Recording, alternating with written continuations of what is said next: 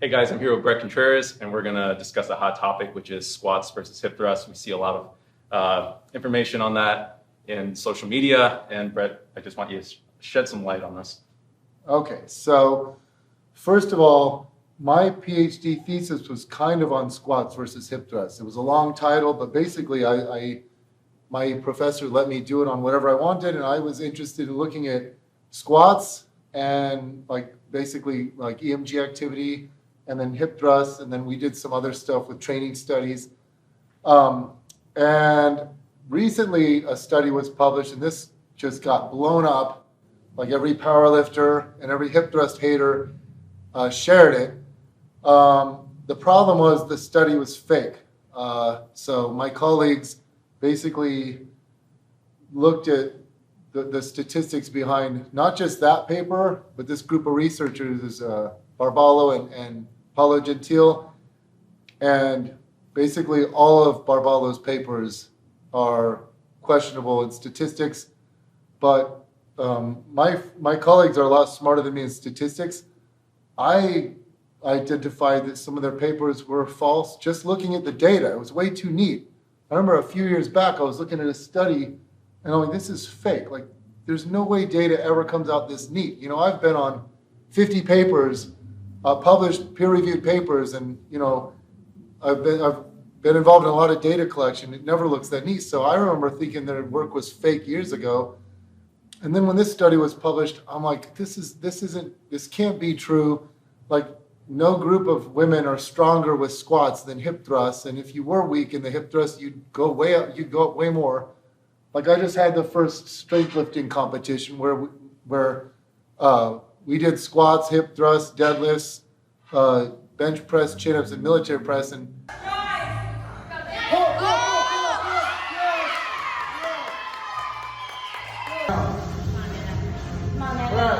on. Fight, fight, fight!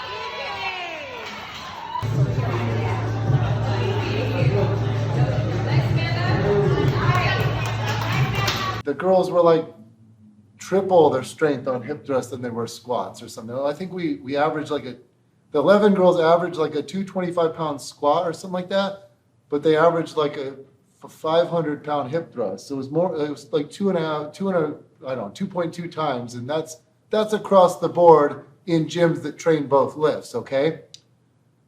So when I published something in Alan Aragon's research review, basically saying I don't believe this is true, and this crazy, like, I thought everyone was gonna be like, oh wow, that's interesting, and man, I got slammed for it, because in one section of my critique, I said, look at the researcher here, like, he looks like he's young.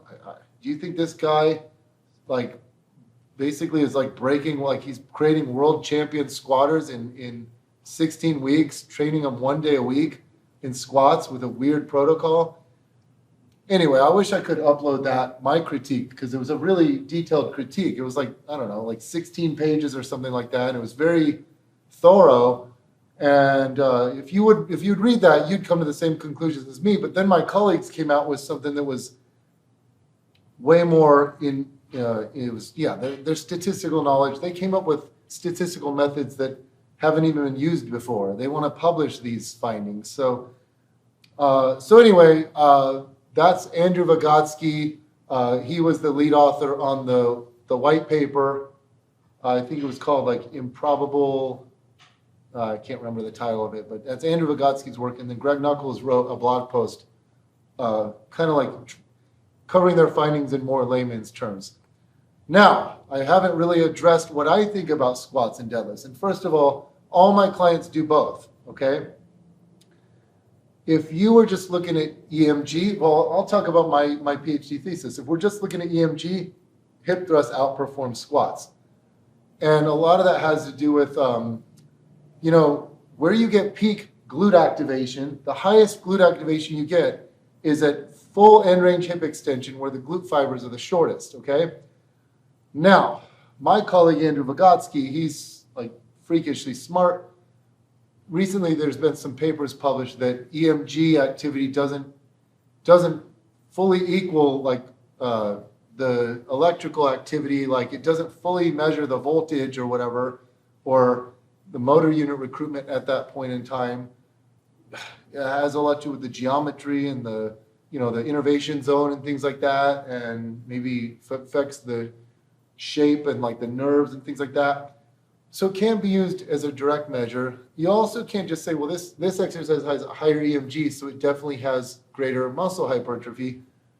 But I get annoyed at this topic because people be like, EMG means nothing. And it's like, okay, if I had you do curls and I had electrodes on your biceps and your calves, you'd have no calf activation, you'd have biceps activation, and vice versa for calf raises. Right. Calf raises would activate your calves, but not your biceps. And then we did a longitudinal study and we're like, gee, calf raises grew the calves, but not the biceps, and curls grew the biceps, but not the calves. Obviously, obviously it matters, but we don't know the cutoff. Like, and I've always been a fan of I like underhand grip pull downs and chin ups over pull ups and wide grip. Even though wide grip gets you more lat activation, I said, well, yeah, it's also less range of motion, it's less stretch on the lats. So that's the same thing for squats and hip thrusts. Squats get you a greater stretch. So my PhD thesis also looked at force plate and motion capture data with squats versus hip thrusts. So if you just looked at EMG, you'd go, wow, hip thrusts are way superior to squats. If you just looked at the force plate and motion capture data, you'd say squats are better than hip thrusts because A, they have more range of motion, like barbell displacement, and B, they have more their impulse and force and things like that. And the reason why is because what I found, and this was a cool finding, people on hip thrusts, they come up and then they just would let the weight crash down. Like kind of like with deadlifts, you don't necessarily lower a deadlift slowly, you'll kind of let gravity pull it down for you. Right. That's what they do with hip thrusts. They push it up. So in a squat, you only had a 10% reduction in force on the way down compared to the way up. With the hip thrust, it was 1/3. 1/3 as much force during the lowering phase compared to the concentric phase. So you would probably come to the conclusion that the squat is the better exercise if you just looked at that. But those are called mechanistic studies. They give you clues. I geek out on mechanistic research. I love it. I love biomechanics. I love mechanisms. But those you can use those to predict, but it doesn't tell the whole picture. If you want to claim that something's better for muscle growth, you have to measure muscle growth. And if the theory doesn't match real life results, if theory doesn't match experiments, this is what Richard Feynman, the great physicist, said, no matter how eloquent it is, no matter how much it makes sense, it's wrong. Experiments are, like randomized controlled trials are the king. They control the variables and they look at what actually is better. And there has not been an RCT to date looking at squats versus hip thrusts.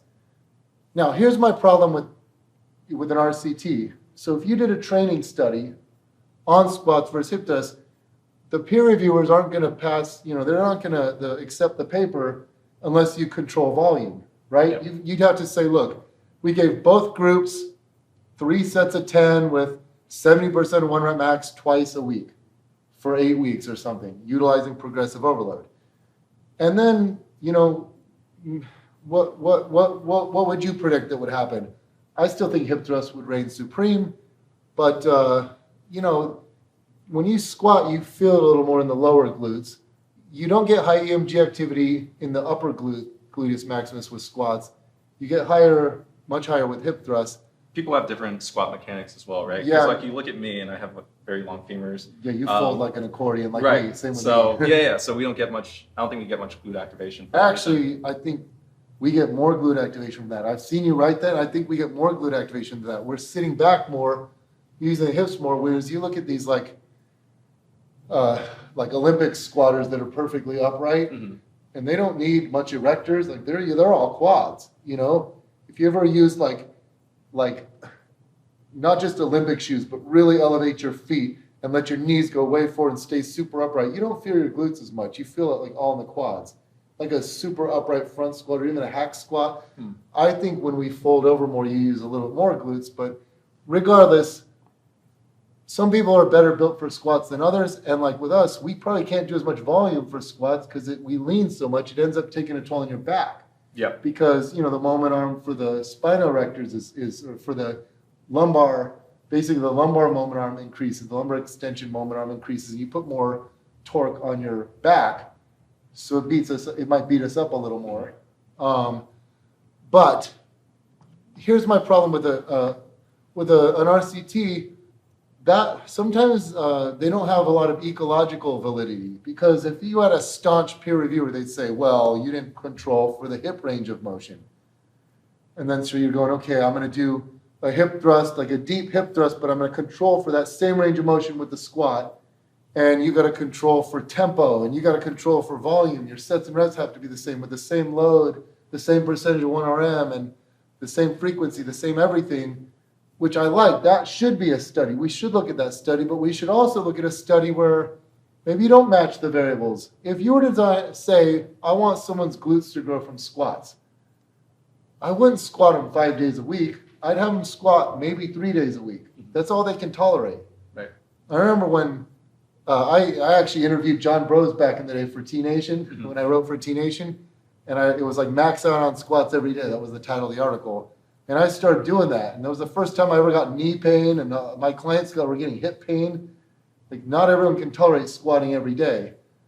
But if I designed a protocol trying to maximize glute development for squats, it would probably be 3 days a week, maybe 4 sets, so 12 sets a week.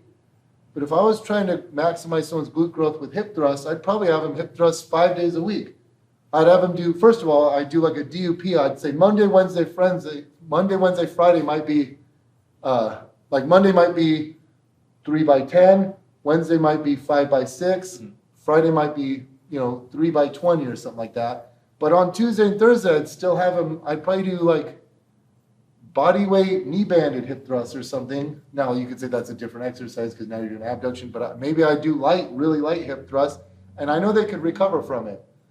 The fact of the matter is you can do more volume because they don't stretch you as much. They don't involve as much of an eccentric component. So it's like people would say, well, squats are superior because it's greater range and it's a more eccentric component. And I would say, I don't think that's a strength. I think that's a weakness because it makes you more sore. It also involves the other muscle groups and beats you up more. It's a more total body exercise.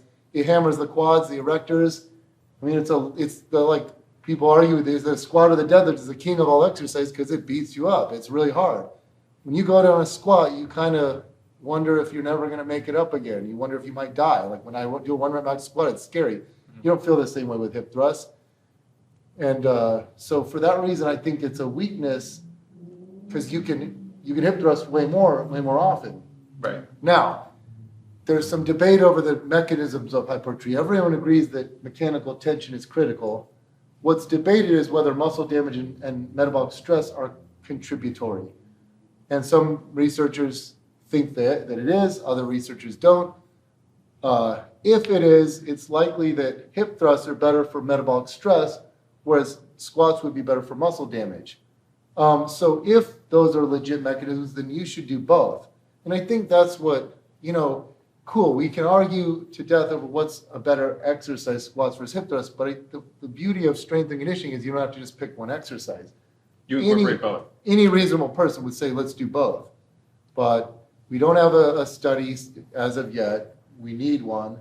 We need one looking at muscle. I wanted to do it, but I feel like people would be like, ooh, Korsbrook Contreras' study said this. He's biased. Mm-hmm. But we do need a legit study and do both. But you can hip thrust more often, and hip thrusts suit every build. Like everyone in this gym can hip thrust well. Mm-hmm. Not everyone can squat well. All right, so hip thrusts don't take your knee through as much of a range of motion as like squats. So like squats, so obviously fatigue your quads a lot more, kind of inhibiting you from maximizing glute development to a point. Well, that's actually a paper published by this, I think it's Yamashita in 1988. When you involve simultaneous knee and hip extension, your glutes don't activate as high as when you just isolate hip extension. Mm-hmm. It's like when they're combined, there's some neural mechanism that prevents. I mean, when you do a squat, do you really feel like you're not? Yes, you're working your glutes hard, but are they the limiting factor? I feel like you always have a little more juice to slam them forward if you needed to, like really turn them on. You're always holding back a little bit, I feel like. But that's everyone goes by what they feel. Mm-hmm. So the listeners, if you're like a power lifter that has huge glutes from squats, you'll be like, Brett's an idiot. Squats are superior. He just doesn't know how to squat or something. And then most of the women listening to this will be nodding their heads like, yeah, of course hip thrusts are better. But we need to come together, and we don't need just one study. We need like 20 studies on it till we can, in all these different populations with different protocols and looking at all the glute fibers, like upper, lower, and then we can be confident. Until then, we just have to speculate. But bottom line, nobody knows the answer to this. Is that a study that you plan on conducting? I wanted to, and when this study was published, I was like, this isn't true. This isn't legit. Like, I know it. I work with. That's what people don't understand. Like, a lot of my colleagues are just like, internet people. They sit at a desk. I'm in this gym all day long. I work with people in real life, and my clients' glute development are very impressive. I also have my Booty by Brett program. My results depend on me getting good results. So, I listen to feedback from, and I also have a big following on Instagram. I get feedback all the time. If my program was like, that study was like, just squats 1 day a week. If that was my Booty by Brett program, squats 1 day a week. That's what a lot of the girls did. They used to train legs like lower body 1 day a week. And then they started my program, their glutes blew up. And no bodybuilder trains that way. Like you always do. Like every bodybuilder does stuff. It's weird. You'll see sometimes on the internet, people be like, just quit doing that stupid kickback, just squat. And I don't know why people don't turn around. I wish every time I saw that, people just clobber that person, goes, oh, should you not do ladder raises, just military? Should you not do curls, just chin up? Should you not do tricep extensions, just bench? Should you not do leg extensions, just squat? Should you not do leg curls, just stiff leg deadlift? What they don't use that logic for any other muscle group. It's just for glutes, and that's silly. You got to look. There's different types of science. Okay, you can look at mechanistic research like EMG. Okay, you can do training studies. You can do observational research and look at what are the people with the best glutes in the world? How do they train them? You look at the bikini competitors, the top 10 contestants for the Miss Bikini Olympia. How do they train their glutes? They all do. They do everything. They all squat, hip thrust, back extensions, kickbacks, abduction. They do a wide variety, lunges. They do it all. And then I always wish I could bet these people. I'd say, oh, you're confident about these results? Like, hey, you want to wager a bet? We'll have like you take your 20, we'll take 20 clients, we'll match them. You train them your way, I'll train them my way. You use squats, I'll use hip thrusts. I'll have my protocol with just hip thrusts. You can have your protocol with just squats. What do you want to wager? $1 million? Let's do it. I would do that in a heartbeat with anyone in the world. No one would take me up on that because deep down, the people who think squats, they aren't that confident. They pretend they are, but I'll take you up on it. Well, I thought it was funny that all the people that posted that study, I know of one person that posted a correction, Lane Norton, right? He's like, hey guys, this turns out this study wasn't legit. All the other people left their posts up. I'd feel bad. I'd be like, hey guys, this isn't legit. But it just proves that they have weird motives about it. They aren't after the truth. Regardless, we don't know the answer. We can speculate based on, observation, based on EMG, but we can't base anything off of a longitudinal study, training study, because a legit one does not exist. So we should be accepting of different. We should be able to talk about it without being a brawl. You can say I like squats. This person say I like hip thrusts, but if your conclusion is not you should do them both, then there's something wrong with you. Yeah, and the really goofy thing that I see now is just people having teams for exercises, right? I know. Team squats, team hip thrusts, just do both. Do both, and also every exercise is awesome. I don't dislike any well, I've always said Turkish get-ups, but I still love, if you can do like a 100-pound Turkish get-up, you're a badass. Yeah. But I always like, that's not, I'm a bodybuilder, like what muscle does that build? It's a cool demonstration. But anyway, I would never write an article bashing an exercise. People will write, don't do leg extensions, don't do dips, don't do behind the neck press, you know, all these exercises you should never do. And I'm like, why? Every exercise is great, you know? Yeah, the last thing I want to get into is kind of like some of the criticism you received with hip thrusts in regards to like injury, as far as like compressing the spine. And could you address that too?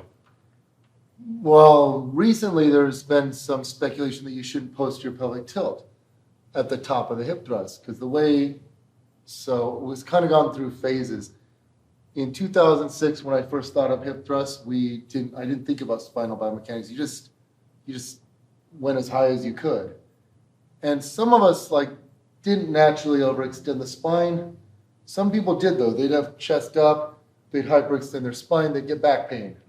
That caused me to start thinking more about this because people would be like, I do hip thrust and it hurts my back. So I started thinking, oh, they're hyperextending. You need to hyperextend the hips, not the spine. Right. So we try to keep a neutral torso and push the hips as high as you could with the glutes. Still though, when people went too heavy or squeezed out one extra rep, you always end up overarching. So one day it was funny. I was in my garage. I was writing a blog post and I was trying to get a screen capture for a blog post I was writing. And I'm like, why am I doing this? I'm like, I look stupid. And then I went to my best clients. I'm like, they're all doing it too. The same thing happened with back kicks, 45-degree hypers. All my clients were rounding. That's how I came up with the method. Okay. We started naturally doing that. And at that same time, I was talking to my buddy Ben Bruno, and he's like, the only way people hurt their backs is if people hyperextend. So I make them look where the ceiling meets the wall. I have them look there, and it solves everything. Well, I took one step forward and had them look forward and move mostly from the sternum down. Mm-hmm. When you keep the upper body kind of straight and move mostly from the sternum down, you end up posterior pelvic tilt. You still recommend like tucking the chin? At the top, the chin is tucked. Now, so I was all about that for a few years, and then I moved, the pendulum swings this way, it swings this way, and then it should balance in the middle. Now I teach both, but I just make sure they don't hyperextend. Now we do the neutral, so I call it the PPT technique, the posterior pelvic tilt technique versus the Hingey technique. The Hingey is keep the torso neutral, so your gaze will go from looking forward to looking upwards at the top, and you move the hips. You get a bigger displacement that way. I like them both. I encourage people to do both. People are going to gravitate towards one or the other. 2/3 of people, roughly, according to my a poll I did, 2/3 of people like the posterior pelvic tilt method more. 1/3 of people like the Hingey method more. But for the people who say that posterior pelvic tilt is dangerous for the spine, here's what they don't understand. So they base their work off Stu McGill. They'll say, well, he did a lot of research looking at crunches.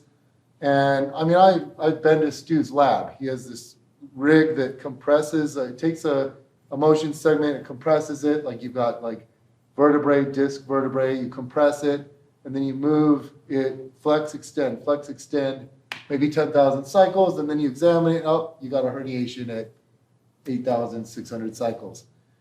And that's good research, like that's cool to know. Now we know the herniating mechanism. The problem is you shouldn't then extrapolate that to say, oh, we only have 10,000 cycles in everyday life. Think about how much you move your spine. There's that's in vitro research, first of all. It's nonstop. We don't do nonstop. Discs can heal. Herniations can heal.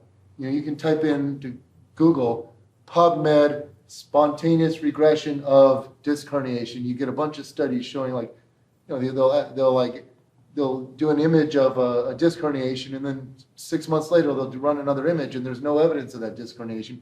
I'm sure at a microscopic level there's evidence because soft tissue heals back biomechanically inferior, whereas bone heals back stronger.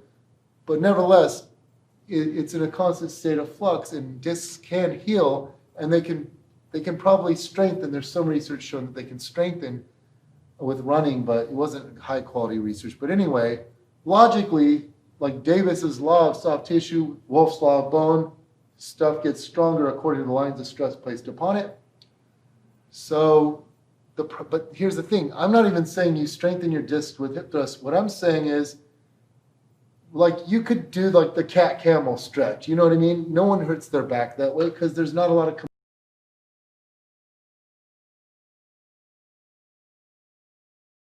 So this will explain what I'm talking about here. I've got my client Yessie here.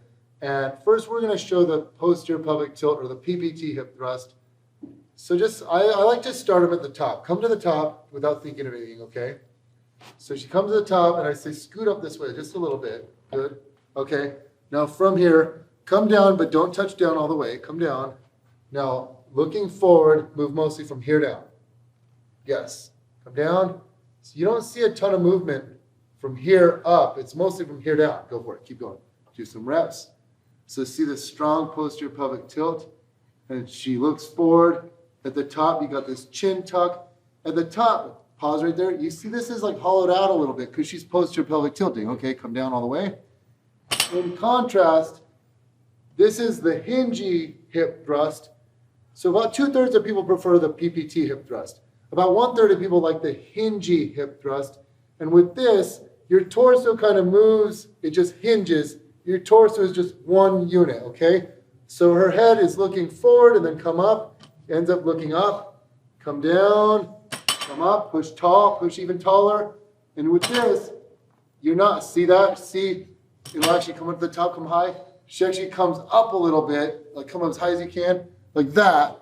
It's her torso is still straight, but she hyperextends at the hips a little bit. And one more. So that's the Hingey method. Subtle differences, but what you'll find is a lot of times people have one strong preference over the other.